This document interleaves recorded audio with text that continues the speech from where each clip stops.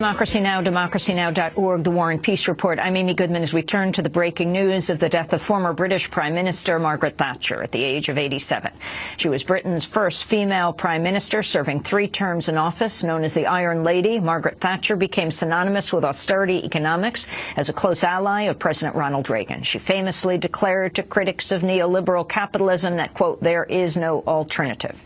Her long-running battle with striking British miners dealt a major blow to the union movement in Britain and ushered in a wave of privatizations. On foreign policy, Thatcher presided over the Falklands War with Argentina and provided critical support to the Chilean dictator Augusto Pinochet. To discuss Margaret Thatcher's legacy, we go now to London, where we're joined by Tariq Ali, British-Pakistani political commentator, writer, activist, and editor of the New Left Review.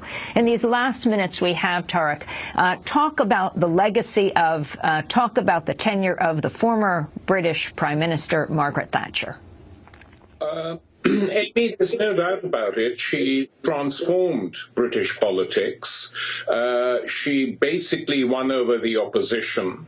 Her legacy is still very much in force, so she's not at all dead in terms of what is going on in this country. Her policies are being carried out by the coalition government. Tony Blair and Gordon Brown, new Labour prime ministers, were completely enthralled to her. She was the first person invited by Blair to 10 Downing Street when he became Prime Minister to show how much he owed her, and Gordon Brown did exactly the same thing. So we have had a continuum that the process Margaret Thatcher started off was carried on by Blair, who used rhetoric on the Iraq, Kosovo, and Afghan wars very similar to the rhetoric she used on the Falklands, and this policy has continued. So her legacy is effectively to have wrecked Britain economically and to have made it a total vassal state of the American empire.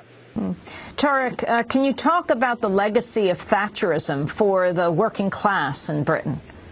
Well, basically, she took on the workers' movement, which had become very strong. Trade unions were very powerful in this country, and they were effectively challenging capital by demanding a share of the take and being quite successful. The miners' union, one of the most respected unions in the country, challenged her.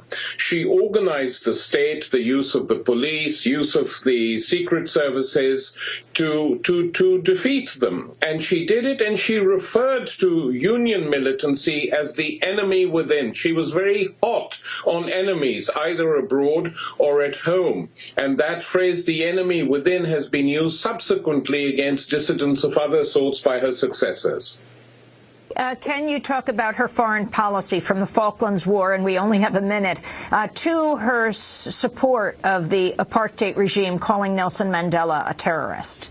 Well, she did call Nelson Mandela a terrorist, but one should remember that the Western governments as a whole were not at all friendly to the ANC, sustained and maintained apartheid, with a few exceptions in Scandinavia, throughout it. And Thatcher was upfront about it. Her foreign policy was deeply conservative and reactionary, and that foreign policy has not changed since she was forced out on Europe. Europe is still a big, big divisive issue in the country and within the Conservative Party as a whole.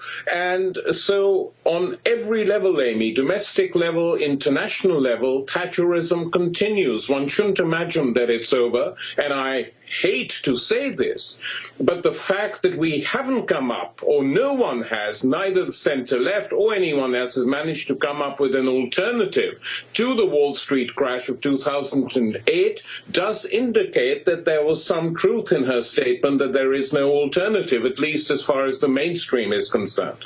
Tariq Ali, I want to thank you for being with us, British-Pakistani political commentator, historian, activist, filmmaker, novelist, and editor of the New Left Review, joining us from London on this late-breaking news that the former Prime Minister of Britain, Margaret Thatcher, has died at the age of 87.